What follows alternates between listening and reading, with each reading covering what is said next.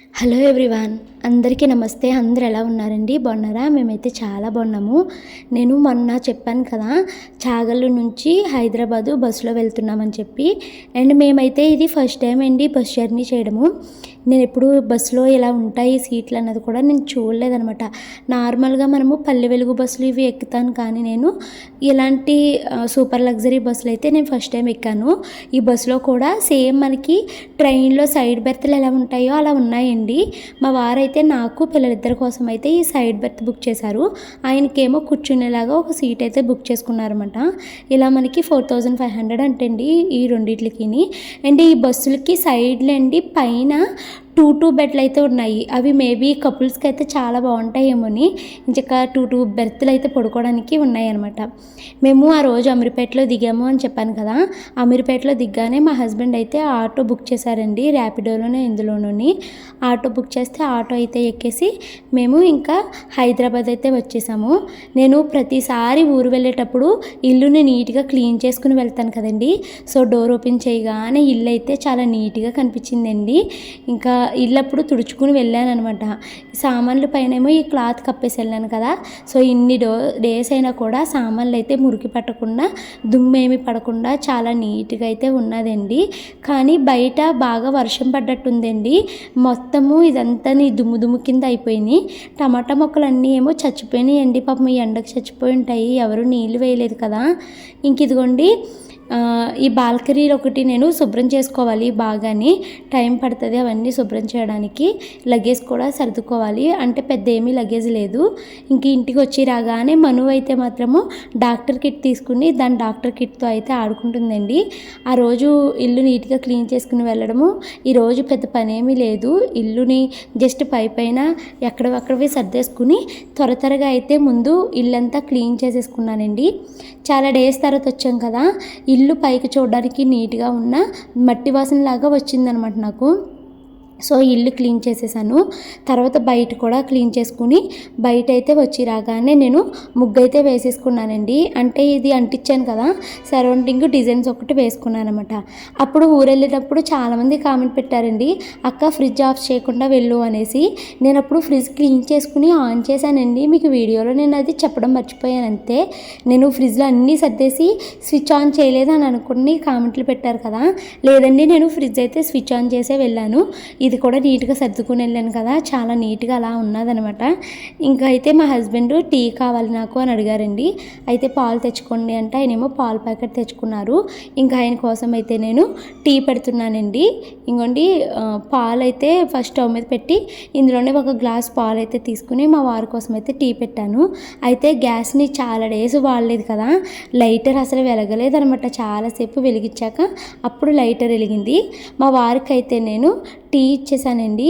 ఇప్పుడైతే బ్రేక్ఫాస్ట్ చేస్తున్నాను. మా వారు బియ్యంలోకి ఉప్మా చేసేసేయి అనేసి అడిగారండి.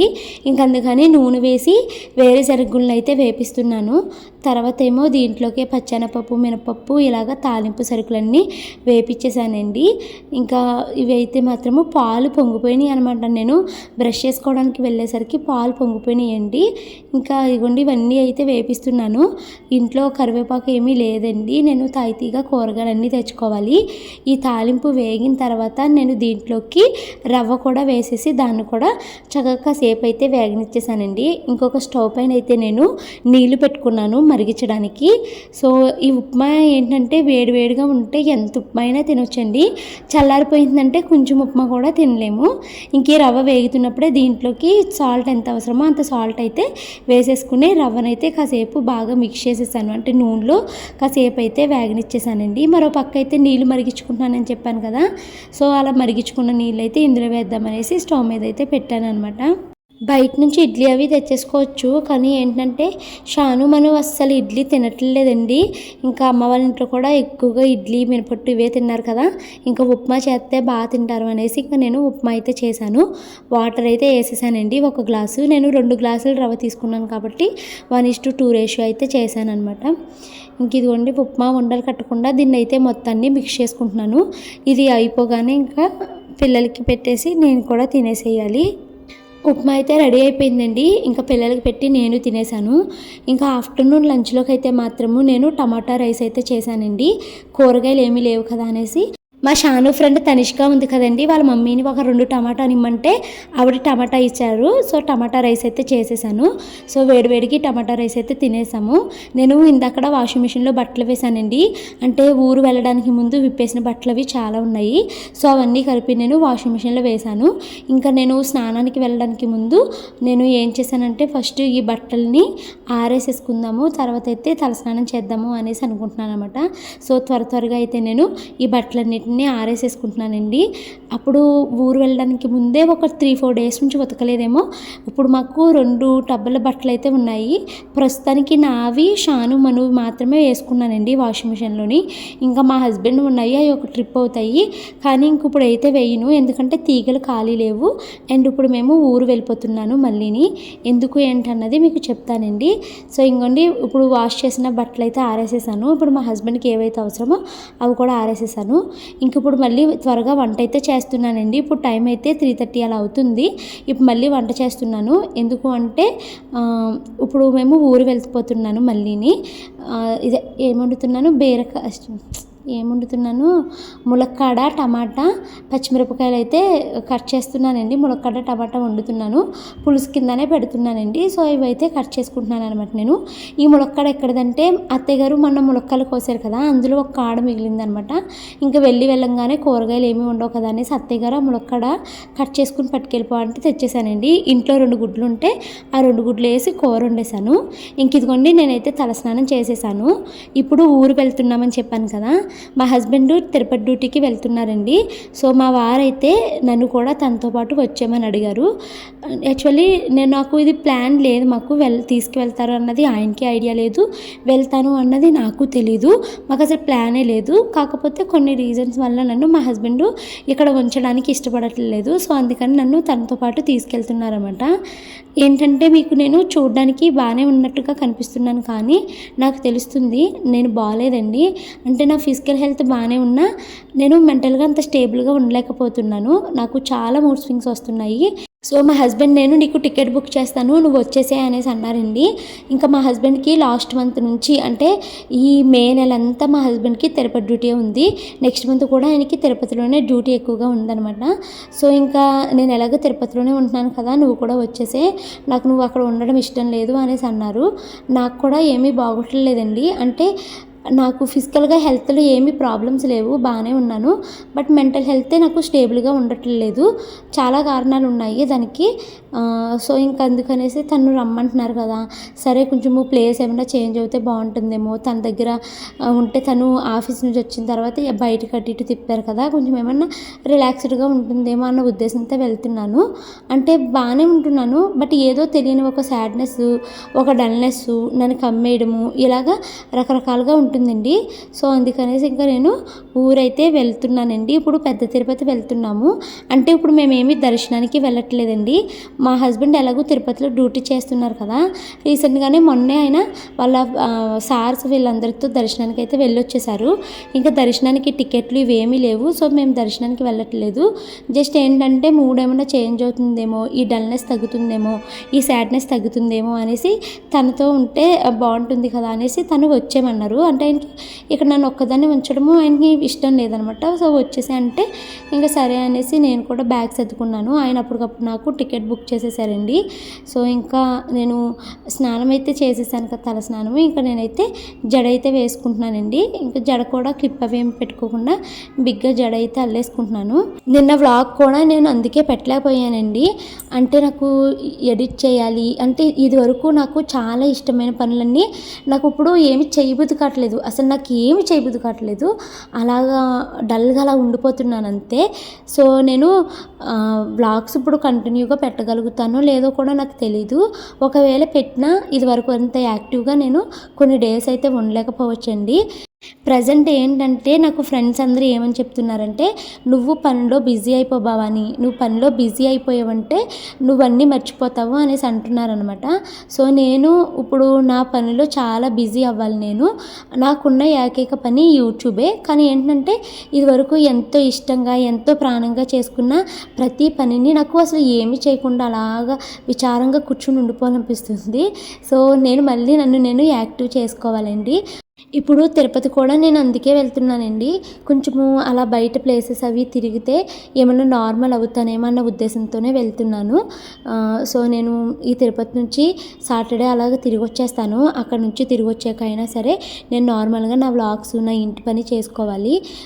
ఇవన్నీ త్వరగానే అంటే ఇప్పుడు నాకు అంత హ్యాపీ మూమెంట్స్ అయితే ఏమీ లేవండి. అంత సాడ్గా నడుస్తుంది నా డేస్. చాలా కారణాలు ఉన్నాయి దీనికి. ఈ కారణాలన్నిటికీ కూడా మెయిన్ రీజన్ నేనే అవుతానండి. ఎందుకంటే ఏదైనా ఒకటి మనసులో ఉంటే ఉన్నది ఉన్నట్టుగా మాట్లాడేస్తూ ఉంటాను. అదే ఇప్పుడు నాకు పెద్ద ప్రాబ్లం అయిపోయింది. సో వాటి వల్లే నేను చాలా సఫర్ అవుతున్నాను అనమాట. సో వీటన్నిటి నుంచి నాకు బయటపడడానికి ఇలాగ ప్లేస్ ఏమైనా చేంజ్ అయితే బాగుంటుందేమో అన్న ఉద్దేశంతో నేనైతే ఇక్కడ నుంచి తిరుపతి వెళ్తున్నాను పిల్లలిద్దరిని తీసుకుని. ఇంక ఇదిగోండి నేనైతే ట్రైన్లో తినడం కోసం అయితే మార్నింగ్ చేసిన ములక్కాడ పులుసు ఉంది, అంతే ఇందాక చేసింది. ఇంకా పిల్లలు మను ఏంటంటే ఈ ములక్కాడ తినదు కదా అనేసి నేను దానికోసము పులిహోర కూడా చేస్తున్నానండి. ఇండస్ వ్యాలీ నుంచి అయితే కొన్ని ప్రొడక్ట్స్ వచ్చాయండి. ఇవి నేను అమ్మ వాళ్ళ ఇంటి దగ్గర ఉండగానే వచ్చాయి. అయితే మా పక్కింటి వాళ్ళని రిసీవ్ చేసుకోమనేసి వాళ్ళకి చెప్పాను అనమాట. సో ఇప్పుడు ఏమేమి ప్రొడక్ట్స్ వచ్చాయి అన్నది ఓపెన్ చేసి చూద్దామండి.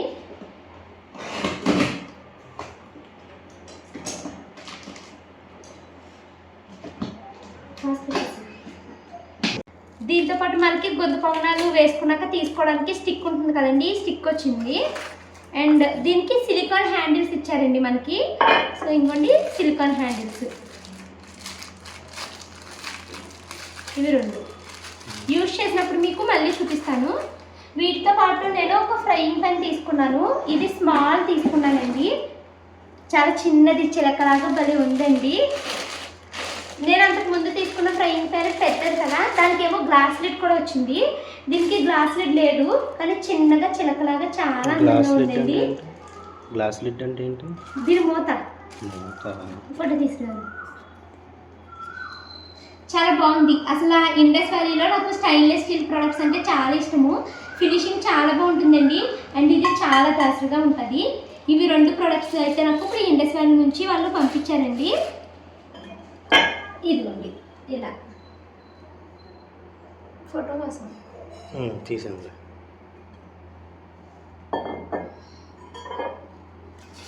ఎంత బాగుంది చిరకలాగానే. ఇదిగోండి ఇదైతే తెప్పించుకున్నాను. గొంతు పొంగనాలది ప్యాన్ అనమాట. లాస్ట్ టైం నేను తెప్పించుకున్నది నార్మల్గా ఉంది కదండి, ఇంకా అదేమిటంటే గ్యాస్ మీద పెడుతుంటే అస్తమానం పడిపోతుంది. అందుకని ఈసారి నేను ఇలా ఉన్నదైతే తెప్పించుకున్నానండి. సో ఇది నాకు గ్యాస్ పైన చక్కగా నిలబడుతుంది. ఇది మొత్తం మనకి 12 హోల్స్ అనమాట. చాలా బాగుంది. ఆల్రెడీ ఇది సీజనింగ్ కూడా కంప్లీట్ అయిపోయిందండి. ఇది ఒకటి తీసుకున్నాను. దీంతో పాటు మనకి ఈ ప్రోడక్ట్ డీటెయిల్స్ని కామెంట్లో పిన్ చేస్తానండి. యూజ్ చేసాక మళ్ళీ రివ్యూ చెప్తాను. ఇండస్ వ్యాలీలో మీరు షాపింగ్ చేసేటప్పుడు నా కోడ్ B12 అని యూజ్ చేస్తే మీకు ఎక్స్ట్రా 12% డిస్కౌంట్ అయితే వస్తుందండి. నేను మీకు చాలాసార్లు చెప్పాను కదండి, మా ఆయన బంగారం, మా ఆయన దేవుడు అనేసి. నిజంగా నా మొగుడు బంగారం అండి. ఇప్పుడు నాకు చాలా బాధగా అనిపిస్తున్నాయి కదా ఈ డేస్ అన్నీని. తన సపోర్ట్ లేకపోతే నేను ఇలా ఉండలేకపోయేదాన్నేమోనండి. తను నన్ను అన్ని సిచ్యువేషన్స్లో నన్ను సపోర్ట్ చేస్తాడు. నీకు నేనున్నాను అనేసి నన్ను చాలా ఎంకరేజ్ చేస్తూ ఉంటారన్నమాట. నేను మా హస్బెండ్కి అయితే ఎన్ని థ్యాంక్స్ చెప్పుకున్నా తక్కువే అండి. ఇంక ఇదిగోండి ఇందాకడైతే బట్టలు ఉతికానని చెప్పాను కదండి, ఆ బట్టలన్నీ ఆరేసేసాను కదా. ఇంకా వాటిని అయితే తీసుకుని మడతలు పెట్టేసుకుని ఇంట్లో అయితే సర్దుకుని అయితే ఇంక వెళ్ళిపోదాం అనేసి అనుకుంటున్నాను. ఇంకా ఆల్రెడీ లంచ్ బాక్స్ ఇవన్నీ వీటిని అయితే ప్యాక్ చేసేసానండి. ఇందాకడే ఉతికాను, కానీ రోజు ఎండ అయితే సరిగ్గా లేదండి. కాకపోతే ఇవి హ్యాండ్ వాష్ చేసి ఉంటే కనుక ఆరుకుపోయేవి, కానీ మిషన్ వాషే కదా చక్కగా అయితే ఇవి ఆరిపోయినాయి అనమాట.